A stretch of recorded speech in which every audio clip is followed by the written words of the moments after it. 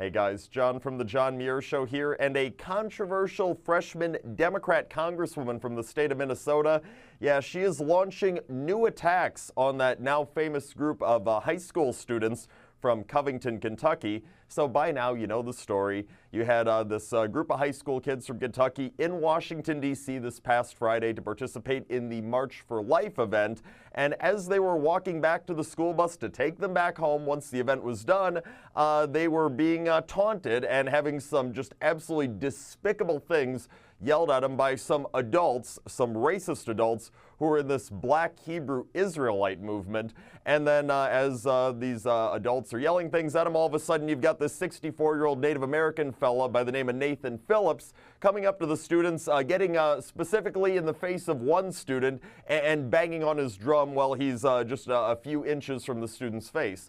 And, you know, the students, they did nothing wrong. I mean, heck, like I said on the John Muir Show, I applaud these students for the restraint that they showed and not retaliating, not allowing this to escalate any further. I mean, when I was 16, 17 years old, I wish I could say that I would handle it as responsibly as these kids from Kentucky did, but I certainly can't say that with any definity because I don't know that I'd be able to. I don't know that most of you'd be able to. But these kids should have been applauded for the way they handled it. They stood their ground. They said, we will not be intimidated, but they did nothing to escalate the situation, and it seemed like at least most of them, if not all of them, did nothing inappropriate, nothing to be disrespectful.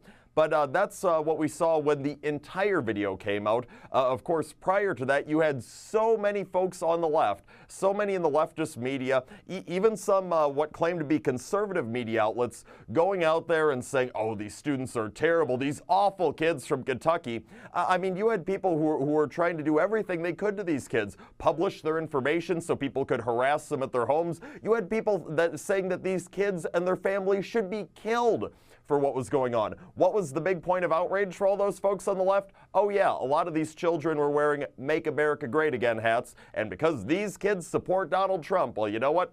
Nothing's off limits. Kill them if you need to. That's what some folks in the liberal mob were saying. But then once the full video did come out, all of a sudden you had a lot of these liberals. Well, they didn't do the responsible thing and apologize, but they sort of went silent. They decided, no, we're going to go away. We realized we were wrong, so we're just not going to talk about this anymore. Pretend we didn't say the outrageous things that we did. Yeah, not everyone, though. Not everyone decided to go that route. You have this Minnesota representative by the name of Ilhan Omar, who just overnight sent out a tweet criticizing these kids. Even though, again, it has already been shown that these kids actually didn't do anything wrong. But you know what? That doesn't matter to Representative Omar. She sends out this tweet here. I'm going to just get this up to make sure that I can tell you exactly what it is. Quoted as saying, the boys were protesting a woman's right to choose and yelled, "It's not rape if you enjoy it." They were taunting 5 black men before they surrounded Phillips and led racist chants. Sandman's family, referring to the lead child who was right there with the Native American guy, Sandman's family hired a right-wing PR firm to write his non-apology. All right, so that's all included in this tweet from the representative.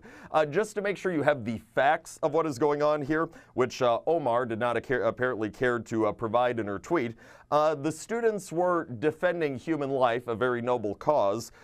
These students were attacked by these black adults, not attacking the black adults.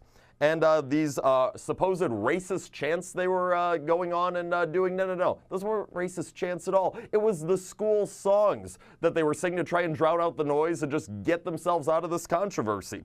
And you know what, Representative Omar then, because she rightfully got a ton of backlash about the tweet, decided that she was going to delete it and now is trying to pretend like it never happened.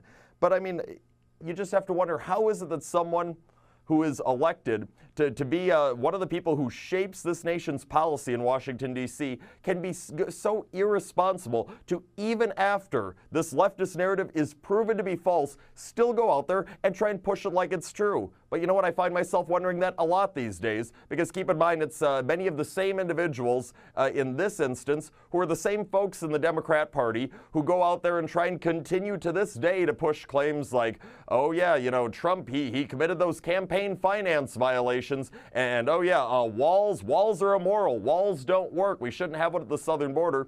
I mean, they do this on a regular basis. If something can be proven, a liberal narrative can be proven that it is completely phony, and yet you will still have some Democrats who go to bat for it. It is absolutely absurd. Look, I'm not asking for this Representative Omar or anyone in the Democrat Party to just agree with everything that I believe in. I understand that, no, in a country, you need to have multiple perspectives over political matters. You need to have respectful debate, civil debate that can get you to a point of compromise. That'll probably lead to the best solutions for the country. But at the same time, I am asking for a Democrat Party that just when something has been proven to be false, as some of these absurd claims that they have been making up and down the party in recent times have been proven to be false, just acknowledge it, for goodness sake. That's all the time that we have for today, but tune into the John Muir Show each and every weekday, 8:40 a.m. on WTAQ, 9 a.m. on WSAU and WHBL. Till next time, I'm out.